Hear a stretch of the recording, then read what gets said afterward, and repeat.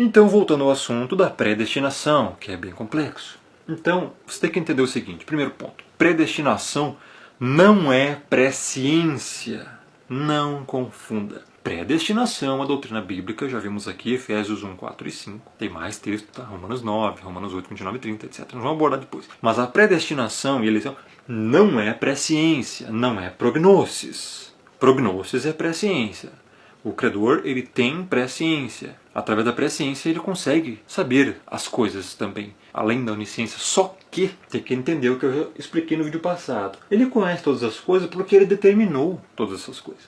Então ele sabe o que vai acontecer porque foi ele que determinou exatamente como as coisas vão acontecer. Tem que entender isso aqui em primeiro lugar, tá? Nada está aleatório no mundo. Se ele vê alguma coisa é porque ele determinou aquela coisa. Atos 2:23. Os humanistas, eles usam esse texto aqui, a respeito do Messias, né? Sendo este entregue pelo determinado desígnio e presciência de Yahweh, que é o nome verdadeiro do Pai. Vós o matastes crucificando-o por mãos de iníquos. Está falando aqui do Messias. O que eles usam? Presciência, tá vendo? Ele foi entregue por presciência. Então, os humanistas se baseiam nisso aqui. Não a eleição, a predestinação, ela se baseia pela presciência. O credor vai consultar o futuro para ver quem vai crer. É baseado na fé prevista, eleição condicional. Você esquece que no mesmo versículo está dizendo pelo determinado desígnio. O que é determinado desígnio?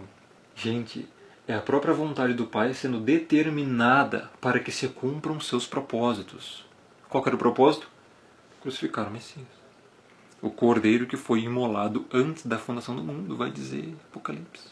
Então assim, nunca se pode isolar a presciência, porque a presciência está interligada com esta questão aqui dos desígnios dele estarem determinados, como eu expliquei aqui em cima, olha só.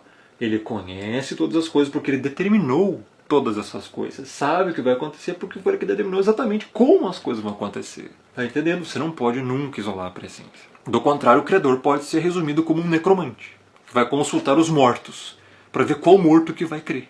Efésios 2 fala que, estando vós mortos em delitos e pecado, ele vos deu vida. Ou seja, o credor é um necromante que vai, então, consultar o futuro para ver quem vai crer. Isso é uma heresia, tá, pessoal? Então nunca isole presciência. O termo progno, previamente conheceu, que Paulo usa em Romanos 8:29, já vamos entrar nesse texto, não significa viu antes, no sentido de previr apenas, tá? Mas literalmente conheceu previamente. É conhecer previamente, no sentido de amar.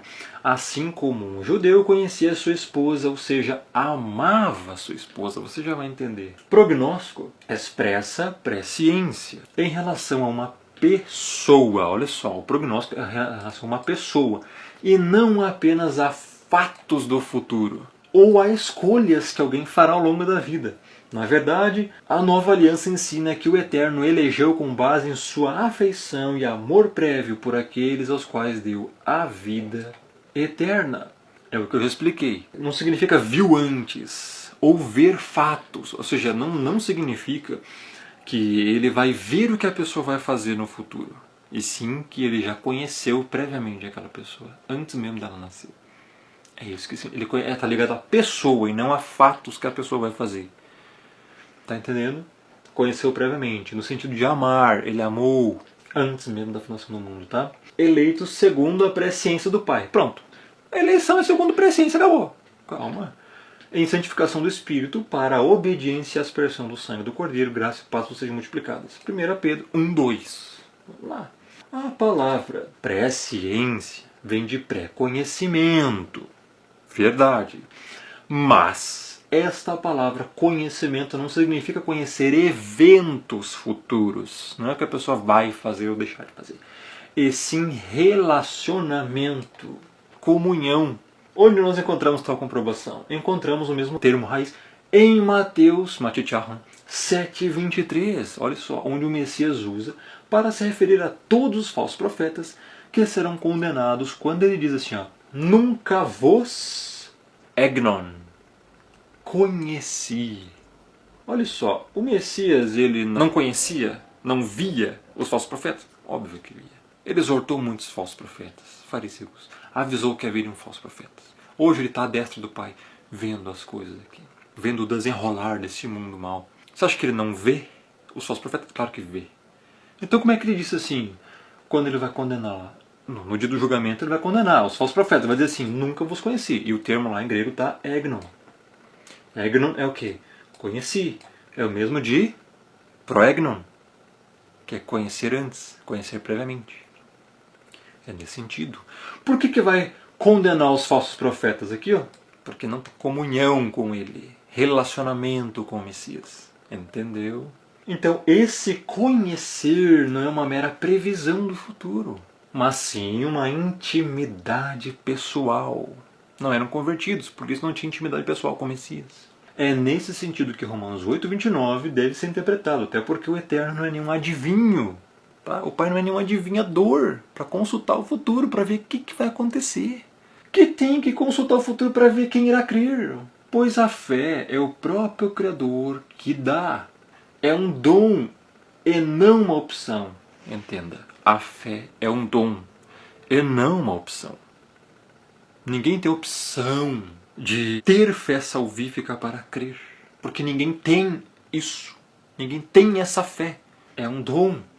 Ninguém escolhe crer, porque só crê aquele que já foi regenerado. É verdade que o Eterno prevê a fé, sim, só que olha só, ele prevê tudo o que vem acontecer. A questão então seria simplesmente, de onde vem a fé que o Eterno prevê? De onde é que você acha que vem a fé para crer? A única resposta bíblica é que a fé que ele prevê é a fé que ele mesmo cria. Olha só, aqui agora eu vou citar para você, eu vou explicar o texto em grego de Efésios 2, 8 e 9. Preste bem atenção. Está em grego aqui para você pegar no original. Tega harite estesesosmenia dia pisteos. Pisteos, fé. Ketutu ukeximon theutodoron uk exergon inamitis carricete. É fé 2:9 em grego poene. Olha só a tradução. Porque pela graça, harite, graça, estesesosmeni, sois salvos. É pela graça que sois salvos. Graça é imerecido. Imerecidamente, favor imerecido. Você não fez nada para ganhar a salvação, por isso se chama graça, por isso a salvação é pela graça. Tekacharite, pela graça, estesesosmeni, sois salvos, diapisteos, pela fé. 3 coisas aqui. Harite, graça.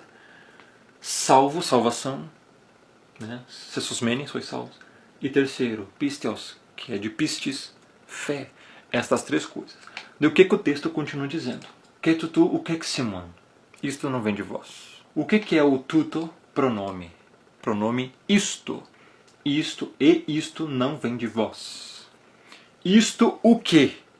A graça, a salvação ou a fé? As 3 coisas. Porque o pronome isto refere-se a tudo que vem antes. Então a graça, a salvação e a fé não vêm do ser humano. Theutodoron é dom do Criador. Dom, presente, dádiva. Dom é presente. O presente você ganha sem ter feito nada para ganhar, para receber, para merecer. Então, isto não vem de vós, né? É dom do Criador. Não vem das obras para que ninguém se glorie. O que exergon inamitis carricete. Não vem das obras para que ninguém se glorie.